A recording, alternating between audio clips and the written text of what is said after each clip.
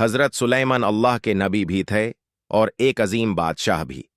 اللہ نے انہیں ایسی بادشاہت عطا کہ جو کسی اور کو نہیں ملی۔ آپ جانورون کی بات سمجھتے تھے، ہوا آپ کے حکام سے چلتی تھی، اور جنات بھی اللہ کے حکام سے آپ کے تابع تھے۔ ایک دن حضرت سلیمان اپنی بہت باری فوج کے ساتھ سفر کر رہے تھے۔ اس فوج میں انسان، جنات اور پرندے سب شامل تھے۔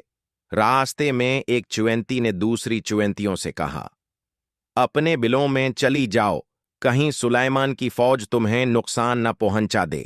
حضرت سلیمان نے چوینتی کی بات سن لی۔ آپ مسکرائے اور اللہ کا شکر ادا کیا کہ اس نے آپ کو اتنی بڑی نعمت عطا فرمائے۔